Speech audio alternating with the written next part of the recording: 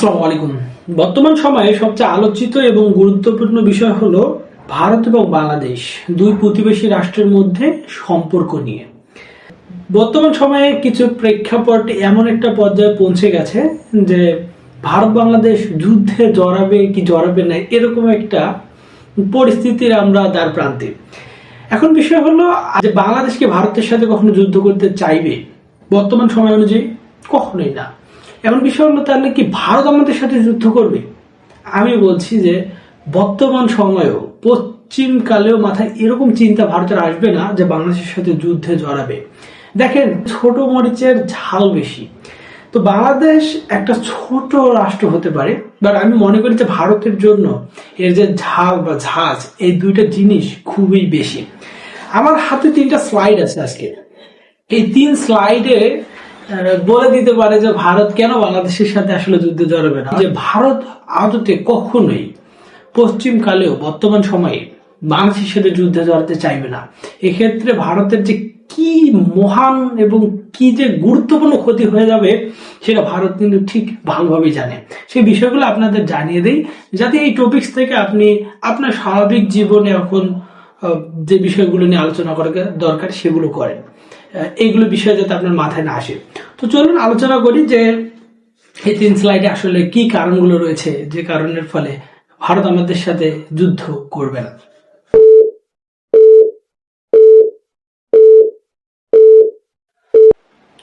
Seven sister. প্রথম যে জিনিসটা ভারত এবং বাংলাদেশের মধ্যে যুদ্ধের ক্ষেত্রে ভারত সবচেয়ে বেশি ভাববে এবং সবচেয়ে বেশি পেইন পাবে সেটা হলো সেভেন সিস্টার নিয়ে।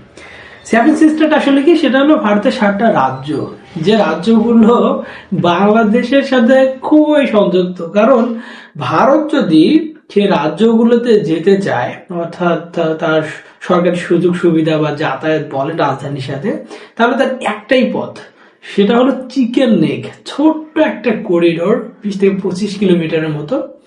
এই করিডোরটা ব্যবহার করেই কিন্তু ভারত সেভেন সিস্টারে যায়। আর যখন ভারত বাংলাদেশের সাথে যুদ্ধ নামার প্রস্তুতি শুরু করবে এবং বোঝা যাবে যে বাংলাদেশ ভারতের সাথে যুদ্ধ হতে যাচ্ছে, সেক্ষেত্রে সবচেয়ে প্রথমে সেই করিডোর বন্ধ হবে, যার ফলে কিন্তু সেভেন সিস্টার পুরো ভারতের সাথে বিচ্ছিন্ন হয়ে যাবে। আর এটা ভারতের জন্য যে কি একটা প্রেশার চলে আসবে সেটা বোঝানো সম্ভব নয়। তো সর্বপ্রথম এই সেভেন সিস্টারের জন্য, এটা নিয়ে অনেক আলোচনা করে সেজন্য বললাম না, এই সেভেন সিস্টারের জন্য আসলে কখনোই ভারত বাংলাদেশের সাথে এই সময় কমপক্ষে যুদ্ধে জড়াবে না। এরপরে যে দ্বিতীয় বিষয়টা সেটা হলো সীমান্ত অস্থিতিশীলতা। দেখেন যে ভারত শুধু বাংলাদেশের সাথে সীমানা নয়, বরং তার চিরশত্রু যে পাকিস্তান, সেই পাকিস্তানের সাথেও কিন্তু তার সীমানা রয়েছে। এবং আমরা জানি যে ভারত পাকিস্তানের সীমানা, অর্থাৎ সীমানা বর্ডার, যে কি একটা ভয়ঙ্কর জায়গা। তো এই যে ভয়ঙ্কর জায়গা সেটা হলো 3323 কিলোমিটার। মাইন্ড ইট, 3323 কিলোমিটার জুড়ে পাকিস্তান এবং ভারতের বর্ডার। তো সর্বপ্রথম বাংলাদেশের সাথে যদি ভারত যুদ্ধে জড়ায়, এই বর্ডার অর্থাৎ সীমানা, এটা কিন্তু অস্থিতিশীল হয়ে উঠবে। দেখেন যে একটা স্বাধীন রাষ্ট্র যখন আরেকটা স্বাধীন রাষ্ট্রের সাথে যুদ্ধ করছে, তখন তার অভ্যন্তরীণ এবং বাহ্যিক তো প্রভাব থাকবেই। তো বাহ্যিক প্রভাব হিসাবে সীমানা দিয়েই তো বাহ্যিক প্রভাবটা পড়বে, সেহেতু এই সীমানা কিন্তু খুবই গুরুত্বপূর্ণ। আর যেহেতু ভারত পাকিস্তান তাদের চিরশত্রু, তাহলে সেই সীমানায় কি হতে পারে সেটা কমপক্ষে আপনি আন্দাজ করে নিতে পারেন। এরপরে আর এক চিরশত্রু ভারতের, সেটা হলো চীন। যে দুই দেশ এই সাবকন্টিনেন্টাল কান্ট্রিগুলোকে আমাদের পরিচালনা করতে চায়, সেরকম দেশ হলো ভারত এবং পাকিস্তান। তো দুই দেশের সীমানা প্রাচীর রয়েছে প্রায় 3488 কিলোমিটার। 3488 কিলোমিটার ভারত এবং চীনের মধ্যে সীমানা। এখন ধরেন যে পাকিস্তান আর চীন ভারতের সাথে কি করতে পারে সেটা হয়তো বা আমাকে বলে দিতে হবে না, তারপর কিছু তথ্য দেই। সেটা হলো এই যে সীমানা নিয়ে অলরেডি কিন্তু ভারত এবং চীনের মধ্যে একটা যুদ্ধ হয়েছিল, সেটা হলো 1962 সালে। এই সীমানা নিয়ে কিন্তু ভারত এবং চীনের মধ্যে কিন্তু একটা যুদ্ধ বেঁধে গিয়েছিল। এরপরে কিন্তু আমরা 2020 সালেও দেখতে পারি যে অরুণাচল প্রদেশ নিয়েও কিন্তু ভারত এবং চীনের মধ্যে বেশ ভালো একটা গ্যাঞ্জাম শুরু হয়ে গেছিল। অর্থাৎ দেখেন যে জিনিসগুলো কিন্তু যেরকম যে বাংলাদেশের সাথে যুদ্ধে জড়ালে হয়তো বা এই সীমানাটাও কিন্তু অস্থিতিশীল হয়ে উঠতে পারে। এর যে মজার বিষয় হলো যে গত 5ই আগস্ট যখন বাংলাদেশ স্বাধীন হলো, অর্থাৎ দ্বিতীয় স্বাধীনতা আমরা যেটা বলি, সেটা হওয়ার পরেও কিন্তু ভারত এবং চীনের এই সীমানা অর্থাৎ বর্ডারে কিন্তু উত্তেজনা বিরাজ করছিল, যার ফলে কিন্তু ভারত অনেকটাই ভয় পেয়ে গিয়েছিল। তো এই যে সীমানা নিয়ে ভারত কি একটা প্যারায় পড়বে, তাছাড়া ভারত এই বাংলাদেশের সাথে যুদ্ধ করতে চায়, সেক্ষেত্রে বাংলাদেশ এবং ভারতের যে বর্ডার, সেই বর্ডারটা প্রায় 4967 কিলোমিটার, যেটা সবচেয়ে বেশি, অর্থাৎ ভারত এবং অন্যান্য দেশের চেয়ে বাংলাদেশের সাথে ভারত সবচেয়ে বেশি বর্ডার শেয়ার করে। এর সাথে আছে নেপাল, যার সাথে ভারত কিন্তু 1751 কিলোমিটার বর্ডার শেয়ার করে। সাম্প্রতিক সময় যদি আপনি লক্ষ্য করেন তাহলে নেপাল কিন্তু চীনে গিয়ে বলে দিয়ে এসেছে যে আমরা চীনের সাথে আমাদের বাণিজ্যিক সম্পর্কটা আরো উন্নত করতে চাই। তো এই মেসেজটা কখনোই ভারতের জন্য বর্তমান সময় কমপক্ষে ভালো নয়। সুতরাং সীমানা যখন অস্থিতিশীল হয়ে উঠবে, ভারত আমি জানি না কোন দিকে ফোকাস দিবে। পরবর্তীতে এই বিষয়টা আবার চলে আসছে। এরপরে তৃতীয় যে বিষয়টা সবচেয়ে বেশি ভারতকে পেন দেবে, সেটা হলো অভ্যন্তরীণ সমস্যা। দেখেন যে এত বড় একটা দেশ, এই দেশের অভ্যন্তরে অনেকগুলো সমস্যা রয়েছে। এই সমস্যার প্রথম সমস্যাটা হলো এরকম যে বিভিন্ন রাজ্য নিজেকে কিন্তু স্বাধীন হিসাবে পেতে চায়, এরকম একটা মনোভাব। এর ফলে কিন্তু সেখানে বিভিন্ন বিদ্রোহী গোষ্ঠীর জন্ম হয়েছে।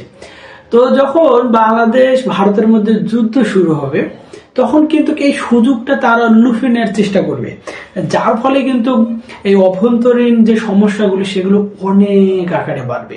দেখেন এই অভ্যন্তরীণ সমস্যাগুলো কেন সৃষ্টি হবে, এর প্রথম এবং প্রধান কারণ হলো ভারতে বর্তমান সময়ে আমরা দেখতেছি যে ধর্মীয় স্বাধীনতা এবং সংখ্যালঘু যারা রয়েছে তাদের সাথে কিন্তু একটা নেককারজনক এবং হীনমন মানুষের মতো আচরণ করা হচ্ছে, যেটা কিন্তু খেপিয়ে তুলতে পারে। সেখানে প্রায় 20 কোটিরও বেশি মুসলমানের বসবাস। তো এটা কিন্তু একটা উল্লেখযোগ্য একটা পেইন ভারতের জন্য। এছাড়া আমরা সাম্প্রতিক সময় দেখছি যে মণিপুরে কিন্তু দাঙ্গা হচ্ছে, অর্থাৎ মণিপুরও কিন্তু একটা হিন্দু এবং খ্রিস্টান অর্থাৎ কুকি চিং এদের সাথে কিন্তু একটা ভালোই ফাইট হয়েছে। আমরা দেখছি 5ই আগস্টের পর সেটা আরো বৃদ্ধি পেয়েছিল। চিন্তা করেন যে আমাদের যে একটা গভর্নমেন্ট পরিবর্তনের জন্য আমরা গণঅভ্যুত্থান করলাম, যার ফলে কিন্তু 7 সিস্টারের দিকে কি একটা রোষারোষ তৈরি হলো। ভারত কিন্তু এখানে অনেক ভয় পেয়ে গিয়েছিল। এছাড়া মধ্যপ্রদেশ বলেন বা উত্তরপ্রদেশ বলেন বা ঝাড়খণ্ড বলেন বা গুজরাট বলেন, বিশেষ করে দুইটা জিনিস আপনাদের বলে রাখি। সেটা হলো উত্তরপ্রদেশ 2023 সালে কানপুর একটা মানে সাম্প্রদায়িক দাঙ্গার সৃষ্টি হয়, যেটা রেশ কিন্তু এখনো শেষ হয়নি। ঠিক একইভাবে গুজরাটে কিন্তু 2002 সালে সাম্প্রদায়িক যে দাঙ্গা সৃষ্টি হয়েছিল, যার প্রভাব এখনো রাজনীতি এবং সামাজিক দুইভাবে পাওয়া যায়। সুতরাং ভারত কিন্তু ভারতের বুকেই রয়েছে যারা ভারত থেকে বিচ্ছিন্ন হতে চায়।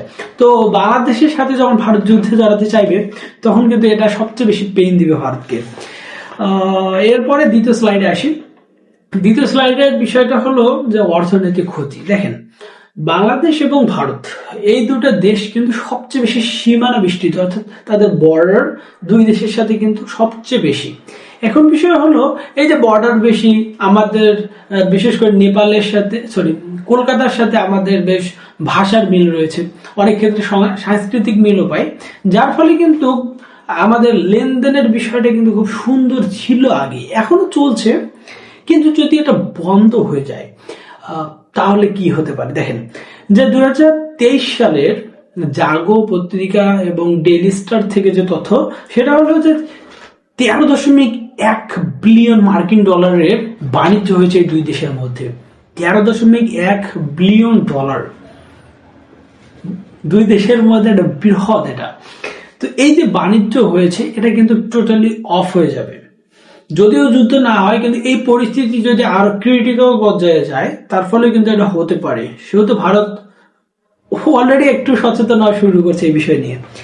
এখন বিষয় হলো যে এগুলো কেমনে হয়, অর্থাৎ এই বাণিজ্যগুলো কেমনে হয়।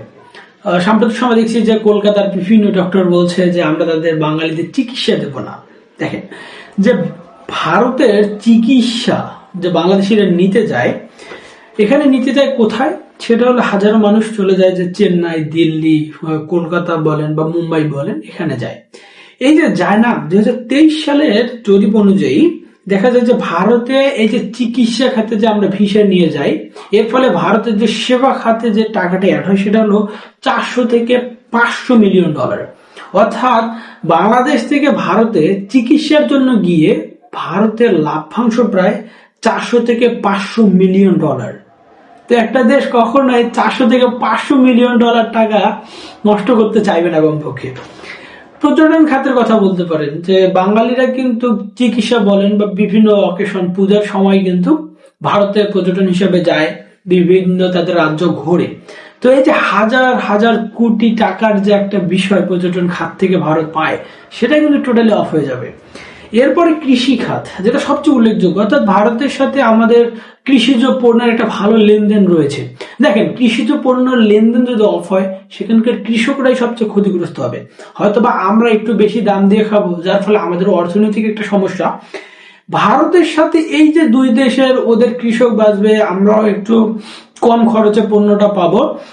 এই ক্ষেত্রে ভারতের সাথে আমাদের প্রায় 2 থেকে 3 বিলিয়ন মার্কিন ডলারের বাণিজ্য হয় শুধু কৃষি ক্ষেত্রে, অর্থাৎ পেঁয়াজ, রসুন, আদা, এরকম কৃষিজ পণ্যগুলোর ক্ষেত্রে আমরা 2 থেকে 3 বিলিয়ন ডলারের বাণিজ্য করি তাদের সাথে। তো ভারত, বিশেষ করে কলকাতা, কখনোই চাইবে না যে এই টাকাটা বন্ধ হোক। অলরেডি মেডিকেল সেক্টরে তারা চিকিৎসা বন্ধ করে দিয়ে বিষয়টা বুঝতে পেরেছে যে কি অবস্থা দাঁড়িয়েছে আমাদের। যদি কৃষিজ পণ্য বন্ধ করে দেয়, সেক্ষেত্রে বলছি সবচেয়ে বেশি এবং প্রথম যে আক্রমণটা আসবে সেটা হলো কৃষকের পক্ষ থেকে, কারণ তাদের কৃষি পণ্যগুলো নষ্ট হয়ে যাবে। তো 2 থেকে 3 মিলিয়ন হারাতে কখনোই ইন্ডিয়া চাবে না। শেষমেশ এসে বলতে চাই যে এগুলো বিষয় নিয়ে অত বেশি ঘাটাঘাটির কোনো দরকার নেই। 3 স্লাইডের কারণে যদি ভারত বাংলাদেশের সাথে যুদ্ধ না করে, তাহলে ভাবেন যে আরো অনেকগুলো অভ্যন্তরীণ কারণ রয়েছে, যার ফলে ভারত কখনোই পশ্চিমকালেও বর্তমান সময়ে বাংলাদেশের সাথে যুদ্ধে জড়াবে না। সবাই ভালো থাকবেন, সুস্থ থাকবেন। আল্লাহ হাফেজ।